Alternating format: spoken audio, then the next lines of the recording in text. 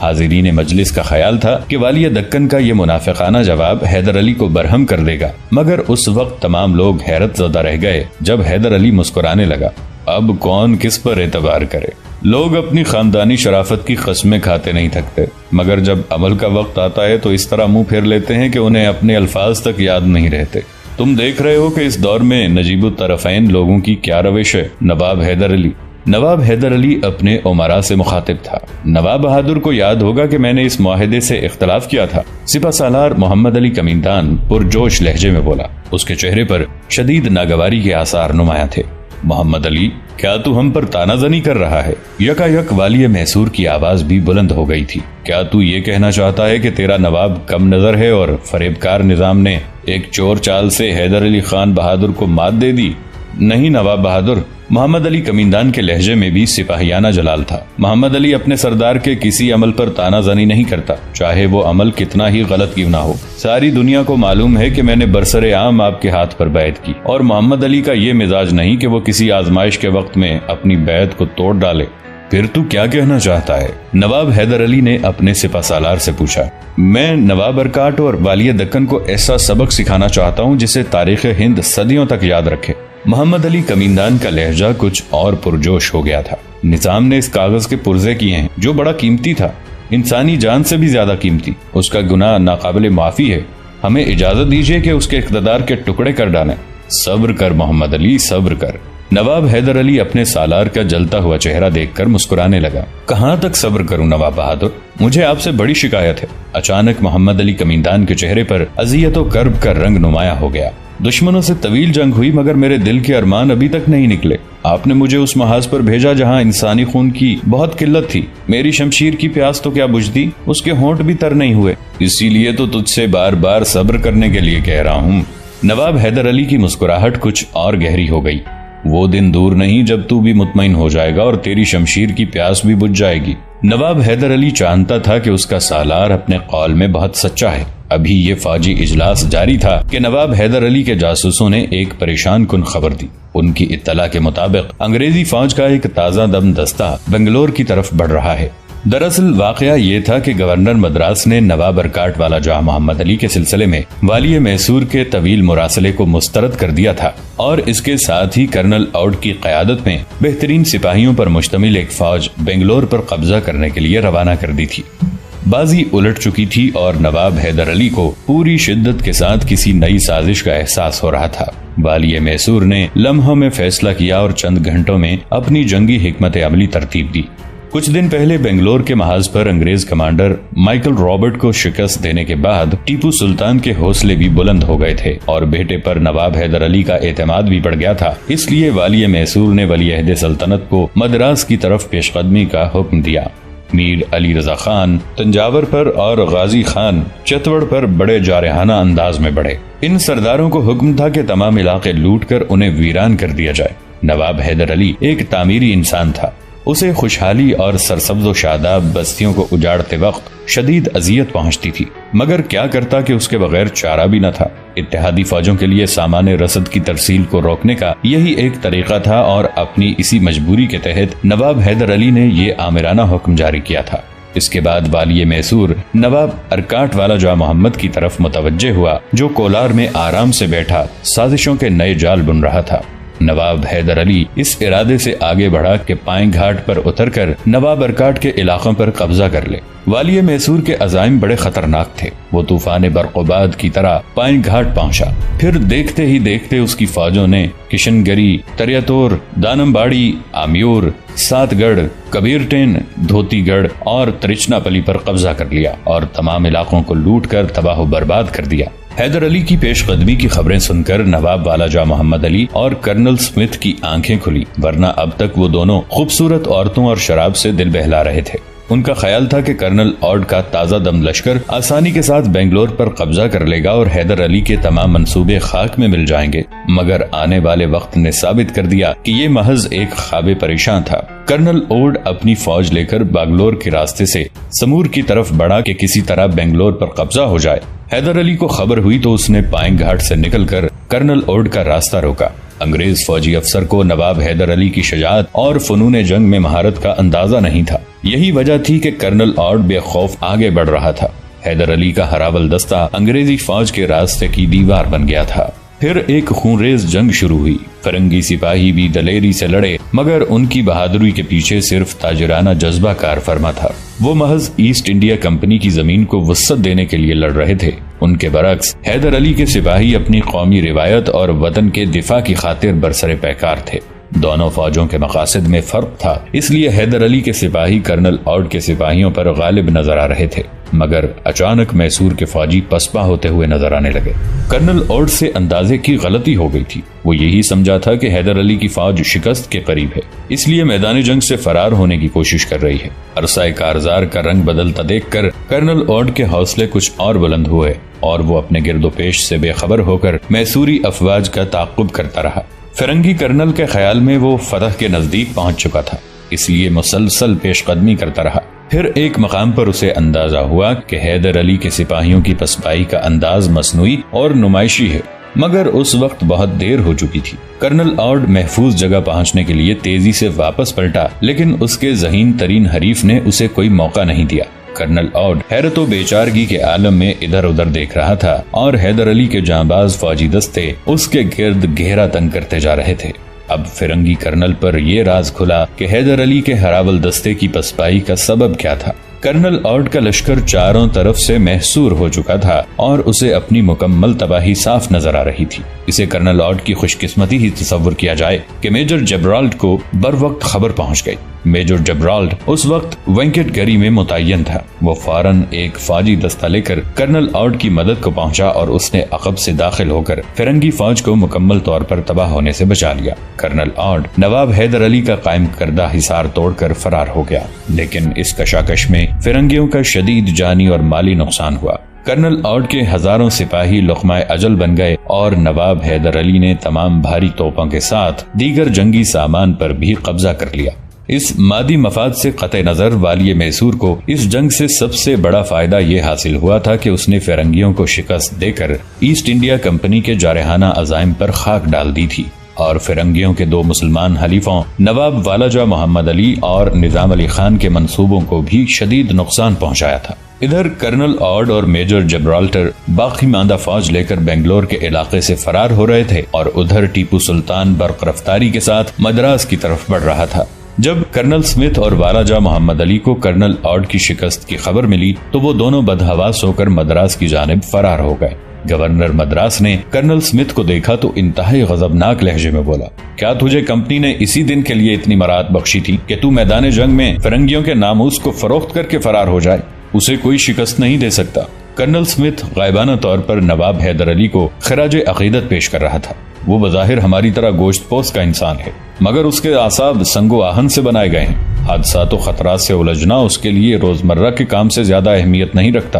وہ موت کو ایک دلچسپ مشغلہ سمجھتا ہے۔ کہنے والے کہتے ہیں کہ وہ پڑھا لکھا نہیں ہے، ایک جاہل شخص ہے، مگر اس کا دماغ سند یافتہ دانش مندوں سے زیادہ کہیں بہتر انداز میں سوچتا ہے۔ بس خاموش ہو جاؤ، بزدل نامرد۔ گورنر مدراس جوش غضب میں کھڑا ہو گیا اور اس نے کرنل سمتھ کے منہ پر ایک زبردست تماچا مارا۔ دشمن کی تعریف کر کے اپنی نااہلی پر پردہ ڈال رہا ہے۔ کرنل آرڈ تجھے بتائے گا کہ جنگ کیسے لڑی جاتی ہے۔ آپ کا وہ مرد شجاعت بھی شکست کھا کر مدراس پہنچنے ہی والا ہے۔ کرنل سمتھ نے ایک زوردار قہقہ لگایا۔ کیا بکتا ہے؟ گورنر مدراس کی آواز کسی درندے کی غراہٹ سے مشابہ تھی۔ شکست بھی بڑی عجیب شے ہے گورنر۔ شدت کرب سے کرنل سمتھ کا سرخ و سفید چہرہ دھواں ہو گیا تھا۔ جنگ کے ہارا کے اپنا اعتبار ہی کو بیٹھا۔ خیر، میں تو جھوٹ ہی بولوں گا، مگر پھر بھی نواب سے پوچھ کر دیکھو کہ بنگلور کے محاذ پر کرنل آرڈ کا کیا حشر ہوا ہے۔ کرنل سمتھ کی زبانی یہ انکشاف سن کر گورنر مدراس کا سارا غصہ کافور ہو گیا اور اس کے چہرے پر وحشت سی برسنے لگی۔ نواب، یہ کرنل کیا کہہ رہا ہے؟ گورنر نے والی ارکاٹ کو مخاطب کرتے ہوئے کہا۔ کرنل بہادر سچ کہتے ہیں۔ نواب ارکاٹ نے سر جھکا لیا۔ اگرچہ والاجہ محمد علی اپنے منصب کے اعتبار سے ایک ریاست کا حکمران تھا، لیکن انگریزوں کا کاسالیس ہونے کی وجہ سے معمولی عہدہ رکھنے والے فرنگیوں کو بھی بڑے ادب و احترام کے ساتھ پکارا کرتا تھا۔ بدقسمتی سے کرنل آرڈ بھی شکست کھا چکے ہیں۔ ان قریب یہ خبر حضور تک بھی پہنچ جائے گی۔ پھر میں کیا کروں؟ گورنر مدراس سر پکڑ کر بیٹھ گیا۔ تم لوگوں نے مجھے شاہ انگلستان کے سامنے منہ دکھانے کے قابل نہیں چھوڑا۔ کچھ دیر بعد اس کے حواس بحال ہوئے تو وہ دوبارہ کرنل اسمتھ پر برس پڑا۔ تو میری نظروں کے سامنے سے دور ہو جا، اب میں ایک دن کے لیے بھی مدراس میں تیرا وجود برداشت نہیں کروں گا۔ کرنل اسمتھ اسی دن کلکتہ چلا گیا اور گورنر مدراس والاجہ محمد علی کے ساتھ آئندہ جنگ کے لیے منصوبہ بندی کرنے لگا۔ ٹیپو سلطان تیز رفتاری کے ساتھ مدراس کی طرف بڑھ رہا تھا۔ راستے میں جس قدر بستیاں آئیں انہیں لوٹ لیا جاتا، مگر مقامی باشندوں کی جانیں بخش دی جاتی، یہاں تک کہ ٹیپو مدراس کے نواح میں پہنچ گیا اور اسے کوئی روکنے والا نہیں تھا۔ پھر یکایک پورا شہر گولوں کی آواز سے گونجنے لگا۔ ٹیپو سلطان شہر میں داخل ہو کر قلعہ سینٹ جارج پر قبضہ کر لینا چاہتا تھا اور اسی خیال سے اس نے شہری علاقے پر گولہ باری کا حکم دیا تھا۔ اس وقت گورنر مدراس اور نواب والاجہ محمد علی ایک ساحلی تفریح گاہ میں بیٹھے گفتگو کر رہے تھے کہ اچانک دھماکوں کی آوازیں سن کر گورنر گھبرا گیا اور اس نے اپنے خدمتگار کو طلب کر کے پوچھا، کیا بارود کے گودام میں آگ لگ گئی ہے؟ خدمتگار نے لا علمی کا اظہار کیا۔ پھر یہ کیسی آوازیں ہیں؟ گورنر نے خدمتگار کو حکم دیا۔ وہ بہت زیادہ فکر مند نظر آ رہا تھا۔ خدمتگار ساحلی تفریح گاہ سے نکل کر قلعے کی طرف چلا گیا تو گورنر نے شراب کا جام لبریز کیا اور ایک ہی گھونٹ میں پی گیا۔ سرکار بہادر، آپ اتنے پریشان کیوں ہیں؟ نواب والاجہ محمد علی نے انتہائی خوش آمدانہ لہجے میں کہا۔ سپاہیوں کی زندگی میں تو دھماکے ہوتے ہی رہتے ہیں۔ نہیں نواب، گورنر مدراس اپنی نشست سے اٹھ کر ٹہلنے لگا تھا۔ یسوع مسیح ہماری حفاظت کریں، میں کسی بری خبر کا منتظر ہوں۔ اور پھر کچھ دیر بعد ہی گورنر مدراس نے وہ بری خبر سن لی۔ خدمتکار کا گھوڑا تفریح گاہ کے قریب آ کر رک گیا اور وہ پاگلوں کی طرح بھاگتا ہوا گورنر کے نزدیک پہنچا۔ سرکار، دشمن شہر کے دروازے پر آ پہنچا ہے۔ فرنگی خدمتگار کی آواز گھٹی گھٹی تھی۔ کون دشمن؟ گورنر مدراس نے گھبرا کر پوچھا۔ حیدر علی کا بیٹا ٹیپو سلطان۔ شدت خوف سے خدمتگار کی پتلیاں کانپ رہی تھیں۔ ابھی خدمتگار کی بات مکمل نہیں ہوئی تھی کہ اتفاق سے ایک گولہ اس جگہ آ کر گرا جہاں گورنر مدراس اور نواب ارکاٹ والاجہ محمد علی بیٹھے ہوئے تھے۔ فرنگی حاکم پر اس قدر دہشت طاری ہوئی کہ وہ ساحل کی طرف بھاگا اور اس نے جہاز میں پہنچ کر پناہ لی۔ اس پریشانی کے عالم میں گورنر مدراس کی ٹوپی اور تلوار اسی میز پر رہ گئی جہاں وہ بیٹھا باتیں کر رہا تھا۔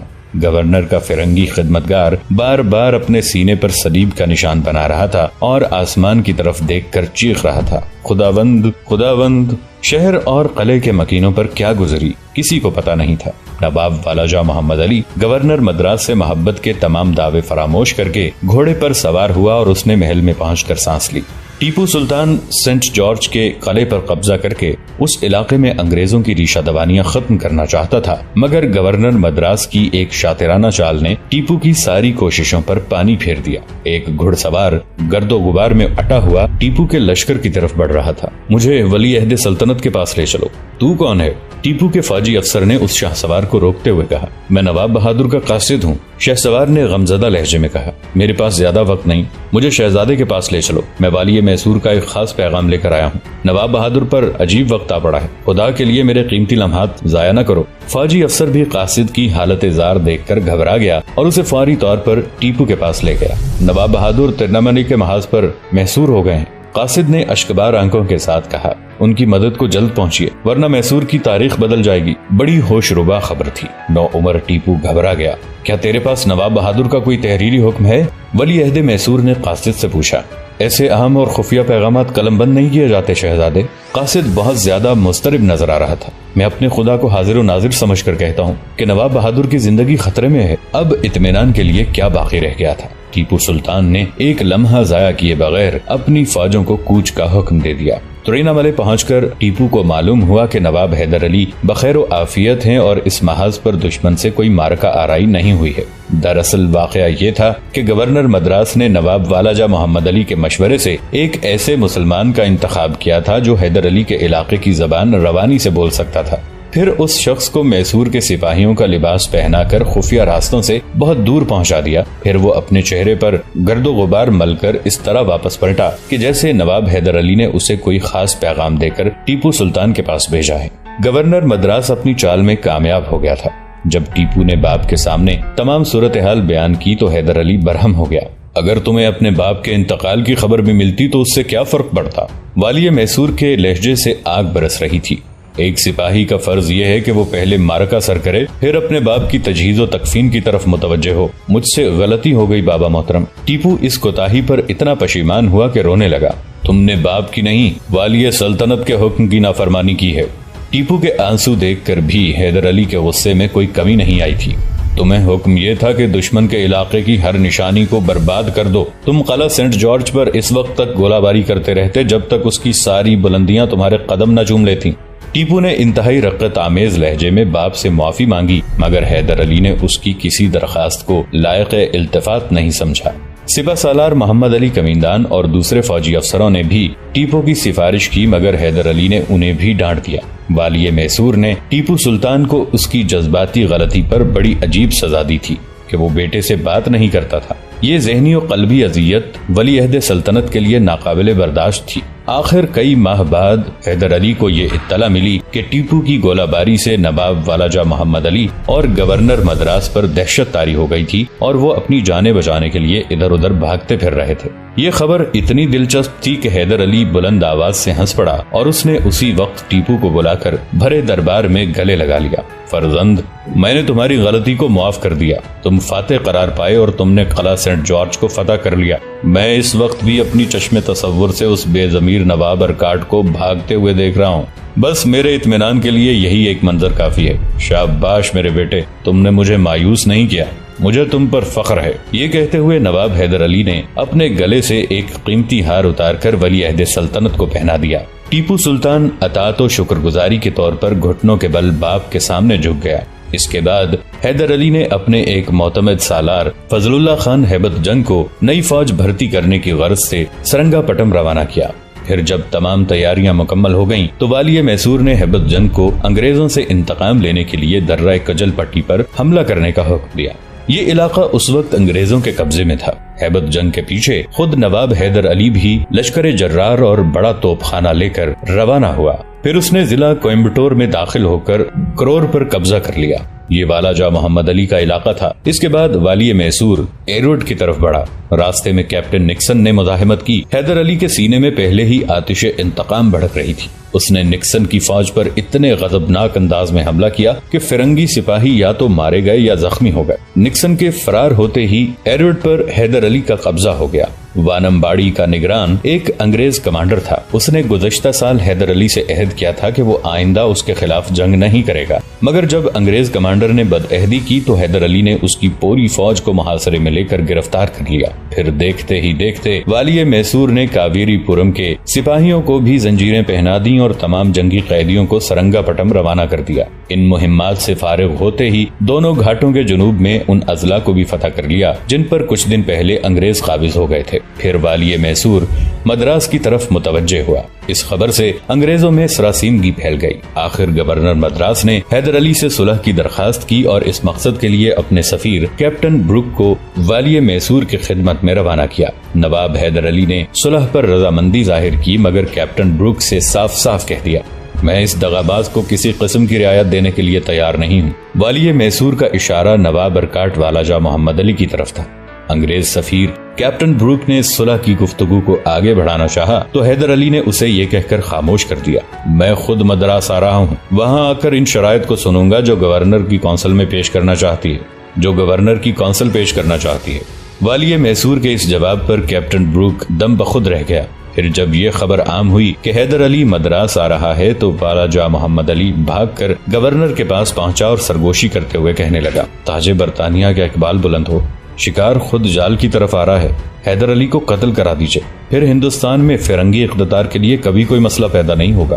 گورنر مدراس بڑے معنی خیز انداز میں مسکرایا اور پھر اس نے میز پر رکھی ہوئی سراہی کی طرف اشارہ کیا۔ نواب والاجہ محمد علی اپنی نشست سے اٹھا اور آہستہ آہستہ ساغر شراب لبریز کرنے لگا۔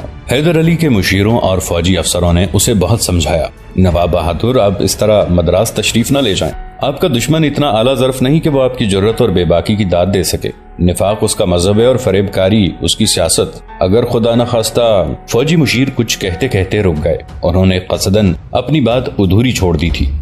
کیا تم سمجھتے ہو کہ گورنر مدراس مجھے قتل کرا دے گا؟ نواب حیدر علی اپنے فوجی افسروں کا مشورہ سن کر مسکرانے لگا۔ دوستو آج کے لیے اتنا ہی۔ اسی کہانی کی اگلی قسط کے ساتھ بہت جلد حاضر ہوں گے۔ نیچے کامنٹ سیکشن میں اپنی رائے کا اظہار ضرور کیجیے گا۔ ہمارے اس چینل کو سبسکرائب کر کے نیچے موجود بیل آئیکن کو بھی ضرور کلک کیجیے گا۔ اگلی ملاقات تک کے لیے ہمارا اور آپ کا اللہ نگہبان۔